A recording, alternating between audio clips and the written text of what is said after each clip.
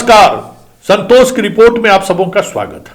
और आज हम संतोष की रिपोर्ट में बात सीएम की यात्रा की कर रहे हैं। देखिए, जहां तक सीएम की यात्रा को मैंने देखा है, कई यात्राओं में मुझे शामिल होने का मौका भी मिला है। देखिए, हर यात्रा से उन्होंने कुछ न कुछ नई बातें सीखी हैं। हर यात्रा से कुछ नई नई चीजें यात्रा खत्म होने के बाद जनता के बीच उन्होंने दिया है। सोच के स्तर पर, बदलाव के स्तर पर, विकास के स्तर पर हर यात्रा से कुछ न कुछ नई बातें वो लेकर लौटते थे और फिर उस विचार को कैसे जनता तक पहुंचाए, उस विचार को कैसे ब्यूरोक्रेसी तक पहुंचाए, उस पर वो काम करना शुरू कर देते थे।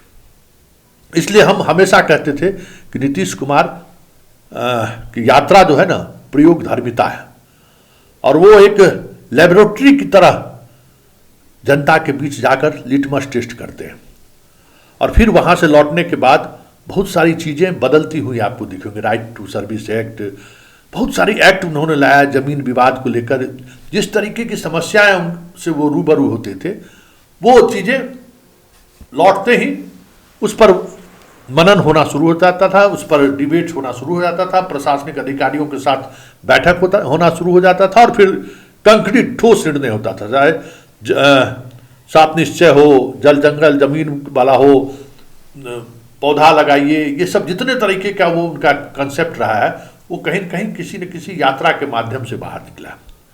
जनता दरबार से एक अलग तरीके का वो फीडबैक लेते थे कि हो क्या रहा है और यात्रा के सहारे नई नई चीजें वो बिहार में क्या है, क्या चीजें डेवलप की जा सकती हैं। क्योंकि जब तक आप बाहर नहीं निकलेंगे, आप जहाँ गए वहाँ की चीज़ों को देख रहे, हिस्टोरिकल जगह है उसको कैसे डेवलप करें, उसको कैसे राष्ट्रीय फलक पर उसकी पहचान बने। एग्रीकल्चर में कुछ नई बातें अगर हो रही है तो उसको हम कैसे पूरे बिहार में प्रमोट करें, राष्ट्रीय फलक पर उसकी पहचान कैसे बने। यात्रा से चीज़ें लेकर आते थे। लेकिन इस बार जिस तरीके से यात्रा में चीज़ें देखने को मिल रही है या यात्रा को लेकर जो बातें सामने आ रही है, या तो नीतीश कुमार बीमार हैं या फिर नीतीश कुमार अनमनस्क तरीके से यात्रा पर निकलने को का दबाव उन पर है कि आप यात्रा पर निकलिए। क्योंकि पहली यात्रा और दूसरी यात्रा में बड़ा फर्क है। पहली यात्रा में महिलाओं से वो संवाद करने वाले थे और ये लगने लगा था कि उस संवाद के सहारे कोई नई योजना लेकर आएंगे, खास करके महिलाओं को लेकर। ये कहने की जरूरत नहीं है कि महिला सशक्तिकरण को लेकर हो या विकास में महिलाओं की भागीदारी को लेकर हो। नीतीश कुमार आज जो सरकार कोई सोच रही है, चाहे झारखंड की सरकार ने की हो या मध्य प्रदेश सरकार, 2005 में जब नीतीश कुमार सत्ता में आए तो महिलाओं को एक अलग आइडेंटिटी के रूप में उसने वोट बैंक के रूप में स्थापित किया और उसको हमेशा वो एड्रेस करते रहे और उसका असर आज तक दिख रहा है। चाहे महिला को साइकिल योजना हो, पोशाक योजना हो, जीविका दीदी हो, ये सारी चीज़ें उनका खुद का एक कह सकते हैं आधार तैयार किया हुआ है महिला सशक्तिकरण को लेकर। इसलिए आज भी महिलाएं जब ईवीएम के पास जाती है तो लाख गुस्सा नीतीश कुमार से क्यों ना हो, बटन तीर छाप पर ही दबा देती है। लेकिन वो महिला संवाद का कार्यक्रम अचानक रद्द कर दिया गया। अब जिस कार्यक्रम की शुरुआत हो रही है और जिस जगह से हो रही है, जैसे हो रहा है, शुरुआत तो हमेशा वो बेतिया से ही करते हैं, लेकिन जो कार्यक्रम का शेड्यूल आया है, सिद्धार्थ ने जो जारी किया है शेड्यूल, वो शेड्यूल कई सवाल खड़े कर रहे हैं कि प्रगति यात्रा, और वो यात्रा आपको जो अगर हम शेड्यूल की बात करें तो 23/12 को सोमवार शुरू होगा बेतिया से, वाल्मीकि नगर में वो रात्रि विश्राम करेंगे और 28 तक की यात्रा वैशाली, मतलब बेतिया, मोतिहारी, शिवहर, सीतामढ़ी, मुजफ्फरपुर, वैशाली में ये कार्यक्रम होगा और वो लौट आएंगे। और इस प्रगति यात्रा को लेकर जो सिद्धार्थ ने पत्र के साथ जो इंक्लोजर शामिल किया है, उसमें बैठक होगी, प्रभारी मंत्री, सांसद, सभी लोगों को आमंत्रित किया जाएगा, यही है। जबकि हर यात्रा में ये आखिरी दिन इस तरीके का मीटिंग होता था।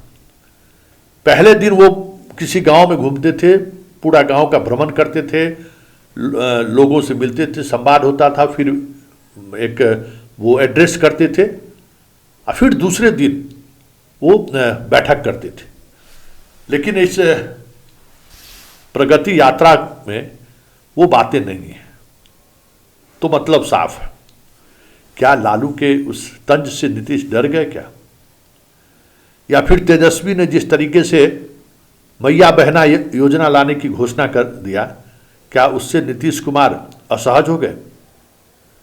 क्योंकि एक बात तो है, विपक्ष के नेता के रूप में कभी लालू यादव हो या तेजस्वी यादव, मतलब विपक्ष के नेता तो तेजस्वी यादव हो या लालू यादव हो, कोई बयान अगर इस तरीके का दे दें तो नीतीश सहज नहीं रहते, थोड़ा परेशान हो जाते हैं। शुरू से हमने देखा है कि भाई उस बयान को लेकर असहज रहते हैं।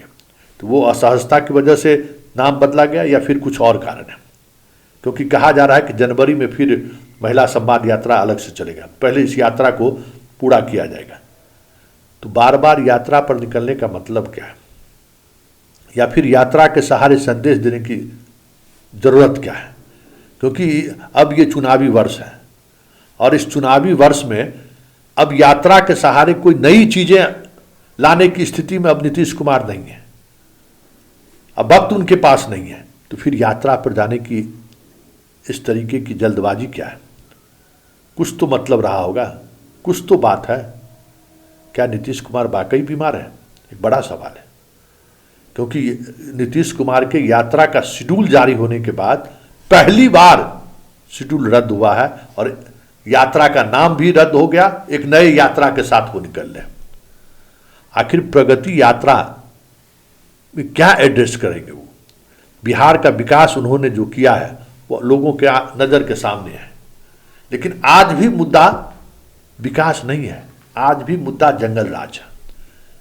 आज भी लोगों के जहन में इस बात को लेकर नीतीश ग्राही है कि नीतीश रहेंगे तो जंगल राज का जो आहट दिखने लगता है वो नहीं दिखेगा, और उसका लाभ नीतीश कुमार उठाते रहते हैं। ऐसे में ये सवाल उठना लाजमी है कि यात्रा का नाम बदलने के पीछे नीतीश का स्वास्थ्य तो नहीं कारण है, या फिर इस प्रगति यात्रा के सहारे लोगों तक संदेश क्या देना चाहते हैं? कोई नई बात तो इस यात्रा के दौरान न रखने की गुंजाइश है, न दिखाने की गुंजाइश है, और न इस यात्रा के सहारे कोई नए चीजों को लेकर आप चर्चा करने की स्थिति में। तो ऐसे में सवाल उठना लाजमी है, और ये सवाल उठ भी रहा है कि नीतीश कुमार इस बार कहीं यात्रा को लेकर गंभीर तो नहीं है। बस सिर्फ ये दिखाना तो मकसद नहीं है कि हम ठीक हैं, हम लोगों के बीच जा रहे हैं। क्योंकि हाल के दिनों में जितने तरीके का कार्यक्रम हुआ है वो सारे के सारे तो इसी तरीके की प्रगति यात्रा है।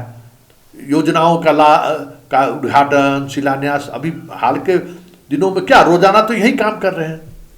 तो फिर प्रगति यात्रा में नई क्या बात होगी?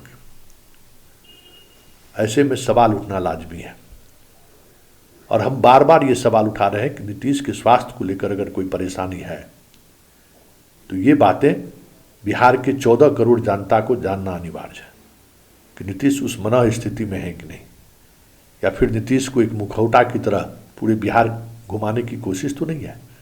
क्योंकि यात्रा पहली बार स्थगित हुआ और एक अलग नाम के साथ दूसरी बार यात्रा का कार्यक्रम जारी किया गया, जो कार्यक्रम ये दिखा रहा है कि पब्लिक से जुड़ा हुआ कोई मुद्दा, मसला या संवाद की गुंजाइश इस यात्रा के दौरान नहीं।